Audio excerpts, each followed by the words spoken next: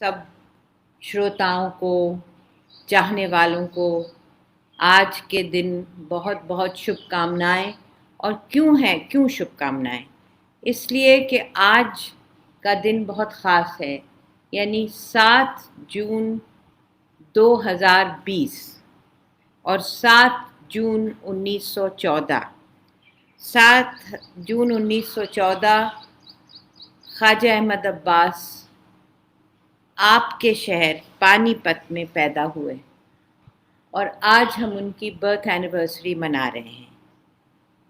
ख्वाजा अहमद अब्बास मेरे चचा थे और पानीपत के जो सबसे बड़ी शख्सियत है पानीपत की, मौलाना अल्ताफ़ हुसैन हाली, उनके पोते थे मौलाना हाली के अब्बास साहब। अब अब्बास साहब क्या थे, ये मैं अगर आपको बताऊं तो मेरे ख्याल में किताबें पे किताबें लिख सकती हूँ। तो अब्बास साहब कहते हैं कि मैं क्या हूँ? मैं कलम का सिपाही हूँ। मैं फिल्म बनाता हूँ, मैं अफसाने लिखता हूँ, मैं कहानियाँ लिखता हूँ, मैं मूवमेंट्स चलाता हूँ। मैं एक मॉडेस्ट, एक ऐसा आदमी हूँ जिसके पास कोई दौलत नहीं है, कोई माल किसी किस्म का, बड़ी सिर्फ इल्म की विरासत है, दौलत की विरासत नहीं है। मगर एक मेरा पैगाम है, वो मैं दुनिया के सामने लाना चाहता हूँ और इसीलिए मैं किसी तरह से भी ये करूँगा। मैं अफसाना लिखूँगा, मैं फिल्म बनाऊँगा, मैं डायलॉग लिखूँगा, मैं स्क्रीन प्ले लिखूँगा, मैं नॉवेल लिखूँगा, मैं ब्लिट्स अखबार का लास्ट पेज जो उन्होंने 45 साल हर हफ्ते विदाउट एनी ब्रेक वो लिखा, और उसका जो हिंदी उर्दू वर्जन था वो था आज़ाद कलम, वो भी उन्होंने विदाउट अ ब्रेक 34 साल तक हर हफ्ते लिखा। तो उनका कलम थकता नहीं था और यही उनकी एक बहुत ही, मतलब हम सब के लिए ये बहुत बड़ी प्रेरणा है। हम इतनी जल्दी अपने हालात से हार मान लेते हैं और आजकल तो बहुत से लोग ऐसे हैं, हमारे तो बहुत जानने वाले हैं और ख़ास तौर से मेरी तरह जो बुज़ुर्ग लोग हैं, एक तरह से हम बिल्कुल निराश हो गए हैं। मगर वो इंसान जो था वो लगा रहा, वो निराश नहीं हुआ और आखिर वक्त मरने से चंद महीने पहले तक उसने अपनी एक फ़िल्म बनाई जो इसका नाम था एक आदमी। उसमें अनुपम खेर को लिया और इस फिल्म को नेशनल फिल्म फाइनेंस कॉरपोरेशन ने रिजेक्ट कर दिया। उनकी ज़िंदगी रिजेक्शंस का भी एक लंबा सिलसिला है, मगर किसी रिजेक्शन से भी वो निराश नहीं होते थे। और वही इंसान थे कि जिन्होंने पहली फिल्म इंडो रशियन फिल्म बनाई कि जिसका नाम था परदेसी। उससे पहले इंडो रशियन या किसी भी कोलैबोरेशन से कोई फिल्म नहीं बनी और वो पहली फिल्म थी जिसमें दिखाया कि एक रूसी, एक रशियन जिसका नाम था अफनासी निकेतन, वो कैसे 7 समंदर पार जहाज से हिंदुस्तान आया और यहाँ एक नई दुनिया में उसने कदम रखा और नए दोस्त बनाए। और उसका जो सबसे अजीज दोस्त था वो था एक मराठी ट्रूबेडोर, अंग्रेजी में ट्रूबेडोर कहते हैं और हिंदी में कहते हैं कि ये जो बंजारे जो गाते थे, और वो बलराज साहनी ने रोल किया। और वो दोनों एक मंदिर में वो एक मंदिर देखते हैं कि वो अफनासी निकेतन और बलराज साहनी, एक मंदिर दिखता है, वो उसमें उसके अंदर जाना चाहते हैं तो वहाँ रोक देते हैं उसको और कहते हैं कि देखो ये आदमी नहीं जा सकता। बलराज साहनी से कहते हैं आप चले जाइए। उस बलराज साहनी का नाम फिल्म में सखा राम होता है। तो वो कहता है ये क्यों नहीं जा सकता? तो उन्होंने कहा कि ये तो क्रिश्चियन है, ये गोरा है। फिर एक बहुत अब्बास साहब ने एक बड़ा ज़बरदस्त गाना लिखवाया प्रेम धवन से, जिसके लफ्ज़ ये थे کہ تجھ میں رام مجھ میں رام سب میں رام سمایا، سب سے کر لے پیار جگت میں کوئی نہیں ہے پرایا، مجھ میں رام تجھ میں رام سب میں رام سمایا۔ تو پانی پت سے یہ ایک نوجوان، پانی پت میں ایک بچہ پیدا ہوا، وہاں اسکول گیا، وہاں سے اس نے ایک ٹاکیز میں اس نے بیٹھ کے کوئی چارلی چیپلن کی فلم دیکھی، اور اس فلم کے اندھیرے ہال میں اس نے سوچا کہ میں اپنی دنیا کیسے بدل سکتا ہوں۔ وہ بچہ جو تھا وہ اس کو ایک کمزور بچہ تھا، مطلب اتنا طاقتور جیسے بچے کھیل کھلنڈرے ہوتے، تو اس کو ہمیشہ لگتا تھا کہ میں بچوں کے ساتھ کھیل میں اتنا آگے نہیں بڑھ سکتا، تو اس نے اپنے دماغ کا استعمال کیا اور اس نے اپنے آپ کو آگے بڑھایا۔ اور پانی پت کی فضا سے سمجھیے کہ وہ کیسے گیا بمبئی، جس کا ایک اور ہی ڈیفینیشن ہے۔ اس نے ایک فلم بنائی بمبئی رات کی باہوں میں، جس میں اس نے بمبئی میں جس کو انگریزی میں بولتے ہیں انڈر بیلی آف بامبے، کہ اصلیت کیا ہے بمبئی کی، اس کو اس نے دکھایا۔ اس میں اس نے ہمیشہ نئے ستارے لیے، پرسس کھمباٹا جو ایک زمانے میں مس انڈیا تھی، اور اس کے ساتھ جلال آغا جس کے والد آغا صاحب بہت بڑے کمیڈین تھے، ان کو لیا، اور بالکل دو نئے ستاروں کو لیا، ایک ومل اہوجا اور ایک کا نام تھا سریکھا سیکری۔ اور یہ دونوں، سریکھا سیکری نہیں، سریکھا پوار تھی، پر خیر وہ صرف سریکھا کے نام سے۔ تو یہ انہوں نے اپنا آئیڈیلزم دکھایا کہ ایک پترکار ہے، وہ سچائی لکھتا ہے، وہ بمبئی کے بارے میں سچائی لکھتا ہے، بمبئی کے انڈر بیلی کے بارے میں۔ تو مطلب یہ ایک کے بعد ایک وہ سوشل ایشوز پہ فلم بناتے گئے۔ ان کی ایک فلم ہے راہی، جس میں انہوں نے، جو دیو آنند کی پہلی فلم ہے، اس میں دیو آنند کو انہوں نے لیا، اور ایک بہت اس زمانے کی مشہور اداکارہ تھیں، ایکٹر تھیں، ان کا نام تھا نلنی جین، ان کو لیا، اور کاہے کے بارے میں بنائی؟ چائے باغان کے بارے میں، جو آسام میں چائے باغان میں جو لیبر کو ایکسپلائٹ کیا جاتا ہے، ان کے انگریزی مالک ہوتے ہیں، وہ لیبر کو ایکسپلائٹ کرتے ہیں، اور وہ ایک مینیجر رکھتے ہیں، اور وہ مینیجر ہے دیو آنند، اس کا کام ہے کوڑا چلانا۔ جب کوئی مزدور چائے باغان میں کام کرنے والے جب کوئی اپنے کام میں سلو ہو جائے تو کوڑا چلانا اس کا۔ تو یہ پوری ایک ایکسپلائٹیشن، لیبر ایکسپلائٹیشن کے بارے میں انہوں نے بنایا۔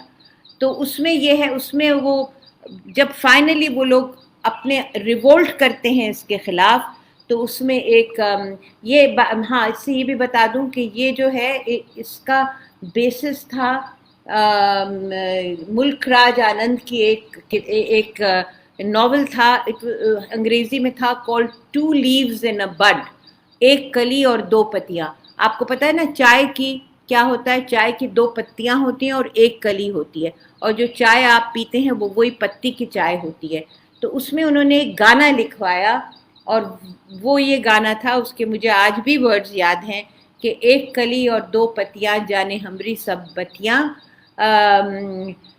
کیا اس میں ہے کہ پھر وہ کہتے ہیں اپنے مالکوں سے کہ یہ جو ہماری کلی اور پتیاں ہیں یہ تیرے لیے موت کا پیغام لائیں گے، کیونکہ تو ہم کو ایکسپلوئٹ کرتا ہے۔ تو اس میں یہ ہے، یہ کلی کلی تیرے لیے خار بنے گی، یہ پتی پتی تیز تلوار بنے گی، یہ ڈالی ڈالی لے کے آئے گی بھالے، ہمارے بھی تو دن ہیں آنے والے، جو لم ڈھالے تو ستم ڈھالے، ہمارے بھی تو دن ہیں آنے والے۔ اور کس طرح سے یہ جو مینیجر ہوتا ہے اس کا دل بدل جاتا ہے اور مزدوروں کی طرف وہ آ جاتا ہے۔ تو جب یہ فلم ریلیز ہوئی تو اس کو جو چائے کی لابی، یہ اس زمانے میں تھی جب انگریزوں کا دورہ تھا، تو جو انگریزوں کی چائے کی لابی تھی انہوں نے بڑا آبجیکٹ کیا اور کہا یہ فلم ریلیز ہی نہیں ہو سکتی، ہم لوگوں کے بہت خراب امیج ہے۔ تو یہ نہرو جی کے پاس یہ معاملہ پہنچا، تو نہرو جی نے کہا کہ اچھا ہماری ایک فلم ان کی ایک فلم ہمارے ہاں ریلیز ہوئی تھی، تو انہوں نے کیا کہا تھا؟ تو انہوں نے یہ کہا تھا کہ ہم بھی ایک اپنی فلم ریلیز کرنا چاہ رہے تھے. تو انگریزوں نے کیا کہا تھا, ان کا برٹش نے یہ کہا تھا کہ Britain is a free country and we will do exactly what we want. تو نہرو جی نے کہا وہی لکھ دو کہ India is a free country, we will do what we want.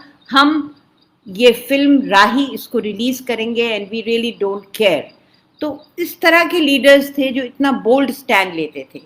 تو آپ کو یہ میں آپ کو بتا رہی ہوں کہ آج ہم نکسل کی بات کرتے ہیں. انہوں نے آج سے 50 سال پہلے فلم بنائی نکسلائٹس. اس میں انہوں نے میٹھون چکرورتی کو پہلے بار کاسٹ کیا اور اسمتا پاٹل کو پہلی بار کاسٹ کیا. اور نکسل کی جو وہ ہے, ان کی جو ٹراما ہے, اس کے بارے میں لوگوں کو اوگت کرایا. انہوں نے فلم, آج کل ہم پانی پانی پانی کہتے ہیں, ہم کہتے ہیں کہ دنیا میں اس وقت تو کووڈ سے کے سب شکار ہیں, مگر ہم کہتے ہیں کہ دنیا میں اگر بہت بڑا انقلاب, اگر وار ہوگی تو پانی پہ ہوگی. کہتے ہیں the next world war is going to be about water. تو انہوں نے بنایا ایک فلم 2 بوند پانی, جو پانی کے بارے میں تھی. راجستھان میں سیٹ تھی کہ کیسے عورتیں جاتی ہیں اتنی دور, 20-15-10 کلومیٹر کی دوری تک جاتی ہیں, اور کیسے پانی لے کے آتی ہیں, اور کیا پانی کے خاطر لوگ کیا سفر کرتے ہیں. اور آپ کو یہ بھی بات آپ کو سن کے لگے گا ایک طرح سے کچھ لوگ جانتے ہوں گے, اور جو نہیں جانتے ان کے لیے, کہ امیتابھ بچن کو پہلا رول عباس صاحب نے دیا. ہوا یہ کہ عباس صاحب ایک فلم بنا رہے تھے 7 ہندوستانی, جو گوا کی لبریشن کے بارے میں تھی. تو اس وقت یہ ہوا کہ وہ ان کے پاس 7 لوگوں کا رولز تھے, تو 6 مل گئے تھے, 7واں نہیں مل رہا تھا. تو ان کا ایک اسسٹنٹ تھا ٹنو آنند, وہ لے کے آیا, وہ امیتابھ بچن کے بھائی کو لے کے آیا, اور اس کا نام تھا اجیتابھ, اس کا نام ہے اجیتابھ بچن. اس نے کہا کہ دیکھیے میرے پاس ایک ہے, میں آپ کو لا سکتا ہوں. تو انہوں نے کہا ٹھیک ہے بلا لو, میں تو بہت سے لڑکوں کو دیکھتا ہوں. تو خیر اس نے کہا میں کل بلا لو. اس نے کہا نہیں کل تو نہیں, پرسوں آ جائے گا. بہرحال وہ آیا, اور وہ اپنی کلکتے میں اچھی خاصی نوکری چھوڑ کے اور عباس صاحب کے پاس آیا. اور عباس صاحب نے کہا تم نے کیوں نوکری اپنی چھوڑی, تمہیں کیا شیورٹی تھی کہ میں تمہیں بریک دوں گا. اس نے کہا مجھے رسک لینی تھی, میں نے رسک لے لی, کیونکہ میرا قد بہت لمبا ہے اور کوئی مجھے رول دینے پہ تیار نہیں ہے. عباس صاحب نے کہا مگر میں تمہیں رول دوں گا, اور تمہیں میں رول دوں گا ایک اردو شاعر کا رول, جو کہ اس گوا کی فریڈم موومنٹ میں شامل ہو جاتا ہے. تو یہ رول انہوں نے, ایک اردو کے شاعر ہیں مجاز, ان کے کیریکٹر پہ انہوں نے یہ رول بنایا تھا. اور امیتابھ بچن اس رول میں آیا. اور امیتابھ بچن نے, ہم نے ایک کتاب لکھی تھی. اب میں آپ کو یہ بھی بتا دوں کہ ہمارا سنستھا کا نام ہے خواجہ احمد عباس ٹرسٹ, اور اس کے میں ہم نے سب سے پہلے ایک کتاب لکھی تھی عباس صاحب کی پوری زندگی کے بارے میں, جس کا نام تھا بریڈ بیوٹی اینڈ ریولیوشن. اس کتاب کو امیتابھ بچن نے ریلیز کیا بامبے میں, اور جب انہوں نے ریلیز کیا تو انہوں نے اپنی تقریر میں یہ کہا کہ عباس صاحب ایک فرشتہ آدمی تھے. اس پہ انہوں نے ایک شعر بھی پڑھا کہ فرشتہ نما تھا یار میرا, سب سے جدا تھا یار میرا. عباس صاحب کے اوپر انہوں نے یہ شعر پڑھا, اور یہ کہا کہ ہم لوگ شوٹنگ کے لیے جاتے تھے تو عباس صاحب کے پاس پیسے نہیں ہوتے تھے, تو ہم سب 3rd کلاس میں اپنا بستر بند اور اپنا باکس لے کے ہم 3rd کلاس میں سفر کرتے تھے. اور جہاں بھی ہم کو شوٹنگ کرنی پڑتی تھی ہم وہاں رہتے تھے. اور ہمارے پاس کوئی ہوٹل کے پیسے نہیں تھے, کسی گورنمنٹ کے کسی گیسٹ ہاؤس میں یا کہیں زمین پہ بستر بچھا کے ساری کاسٹ جس میں کوئی 25-30 آدمی تھے, سب زمین پہ. اور عباس صاحب کا بھی بستر زمین پہ لگتا تھا. اور اگر میری رات کو آنکھ کھلتی تھی تو میں یہ دیکھتا تھا کہ عباس صاحب لالٹین کی روشنی سے بیٹھے ہوئے کچھ لکھ رہے. تو میں پوچھتا تھا عباس صاحب آپ تو ہم سب سو رہے ہیں, آپ کیوں جاگ رہے؟ انہوں نے کہا نہیں میں اگلے دن کے لیے اپنا ڈائلاگ لکھ رہا ہوں. تو وہ آدمی تھا کہ جس نے اتنی زندگی میں اسٹرگل کی, محنت کی, کبھی امید اس نے نہیں چھوڑی, انہوں نے ان کی عمر 73 سال کی ہوئی اور 73 سال میں انہوں نے 74 یعنی 74 کتابیں لکھی. انہوں نے 13 فلمیں جس میں انہوں نے ڈائریکٹ پروڈیوس اور سٹوری سب کچھ کیا. راج کپور کی ساری ہٹ فلمز آوارہ، شری 420، میرا نام جوکر، حد ہے کہ ان کی آخری فلم جو تھی ہنا وہ بھی انہوں نے لکھی. جب راج کپور نے ان کی کہانی پہ فلم بنائی اور ان کی اسکرین پلے پہ وہ ہٹ ہو گئی، اور جب عباس صاحب نے بنائی تو وہ فیل ہو گئی. اس لیے وہ فیل ہوتی تھی کیونکہ عباس صاحب اپنے آئیڈیل سے کمپرومائز نہیں کرتے تھے. اور ہماری زندگی میں میں دیکھتی ہوں کہ ہم اتنے اپنے آئیڈیل سے کمپرومائز کرتے ہیں. مگر آخری بات میں یہ کہنا چاہتی ہوں کہ ایک انسان کہ جس کے پاس کوئی وسیلہ نہیں تھا، ریسورسز نہیں تھیں، کیسے اس نے اتنا کام کیا. اور آج جبکہ بہت سے لوگوں کو لوگ بھول چکے ہیں، پانی پت کے لوگ آج بھی عباس صاحب کو کیوں پریم سے یاد کرتے ہیں اور کیوں یہ اس لائیو اس پہ فیس بک لائیو پہ یہ کیوں کر رہے ہیں؟ کیونکہ ان کو لگتا ہے کہ زندگی کا اس وقت ہم ایسی زندگی کے ہم ایک موڑ پہ کھڑے ہیں جہاں کہ ہماری پوری آگے کا بھوشیہ جو ہے وہ ڈاوا ڈول ہے. اس لیے ہمیشہ جب کوئی ایسا جنکچر آتا ہے تو کسی ایسے انسان کو یاد کیا جاتا ہے کہ جس نے آندھی کے ساتھ اور طوفانوں کے ساتھ مقابلہ کیا اور وہ اپنے چھوٹے سے دیے کی طرح وہ جلتا رہا، اور اس نے نہ صرف خود جلتا رہا بلکہ ارد گرد روشنی بکھیرتا رہا. تو وہ یہ کہتے ہیں میں کمرشل فلمیں نہیں بناتا، میرا ایک آئیڈیل ہے، ایک مقصد ہے. میں فلم پیسے کمانے کے لیے نہیں بناتا. جو لوگ میرے ساتھ بھوکے پیاسے رہ کر کام کرنا چاہیں وہ کریں، اور جو نہیں کرنا چاہیں وہ واپس جا سکتے ہیں. پھر کہتے ہیں آپ یہ بات بہت غور سے سنیے، جو آپ اس وقت میرے سامعین ہیں، میرے آڈینس ہیں، عباس صاحب کی بات ہے، میری بات تو اس میں تو کوٹ ہی کر رہی ہوں. وہ کہتے ہیں کہ سنیما سیمنٹ اور فولاد کی طرح ایک انڈسٹری نہیں بلکہ ایک آرٹ ہے. اس کا یعنی ان کو لفظ فلم انڈسٹری بہت خراب لگتا تھا. تو اٹس ناٹ این انڈسٹری بلکہ ایک آرٹ ہے. اس کا مقصد ہے عوام کے احساس کو جگانا، ان کے دماغوں کو جھنجھوڑنا اور ان کو ایک نئی اور بہتر زندگی کی جھلک دکھانی، تاکہ ان کو اپنی موجودہ زندگی کی محرومیوں اور ناانصافیوں سے نفرت ہو جائے اور وہ اس کو بدل سکیں. یہ آپ یاد رکھیے، تاکہ ان کو اس سے نفرت ہو جائے اور وہ اس کو بدل سکیں. اور یہ میں جو پڑھ رہی ہوں یہ اسکرپٹ بڑا پیارا ہے، یہ میری بڑی بہن بیگم ذکیہ ظہیر نے لکھا ہے، اور ان کے حوالے سے میں پڑھ رہی ہوں جن کو عباس صاحب نے اپنی بیٹی بنایا تھا. اور ان کو ایک انسیڈنٹ وہ یاد کر کے بتاتی ہیں کہ عباس صاحب کو یہ نیبو کی چائے بہت پسند تھی، نیبو اور اس کے ساتھ تھوڑی سی چینی. تو ان کی نئی نئی شادی ہوئی تھی، تو وہ میری بہن بھی ان کے بیٹی بنی ہوئی تھی، وہ رہ رہی تھی. تو انہوں نے پوچھا کہ چاچا آپ کو نیبو کی چائے کیسی لگتی ہے؟ تو کہنے لگے مجھے بالکل شادی کی طرح لگتی ہے. ان کا کیا مطلب؟ انہوں نے کہا شادی کی طرح میٹھی، کھٹی اور خوب گرم. یہ بات وہ ہمیشہ یاد کرتی ہیں عباس صاحب کی بہت سی باتیں. اور ایک بات یہ تھی کہ عباس صاحب کبھی اپنے آپ کو کوئی ان کو دادا یا نانا یا کچھ کہتا تھا بہت ناراض ہوتے تھے، کہتے ہیں بھائی مجھے تو بھائی کہو. مطلب وہ ہمیشہ اپنے آپ کو بچہ سمجھتے تھے، اور بچوں کی طرح وہ جب اپنی فلم دیکھتے تھے تو پیر اوپر کر کے مونگ پھلیاں کھا کے اور فلم دیکھتے تھے. اور ہر فلم کے اینڈ میں آتا ہے نا دا اینڈ، تو ان کے فلم میں آتا تھا دا بگننگ. مجھے یاد ہے آج تک جب ہم پردیسی دیکھنے کے لیے گئے، ایک دلی میں سنیما ہاؤس ہے گولچا، تو وہاں ہم سب دیکھنے گئے تو ہم بڑے نروس ہوتے تھے کہ وہ اب یہ چاچا کی فلم سکسیسفل ہو جائے، ان کی اتنی ساری فلم فلاپ ہوئی ہیں.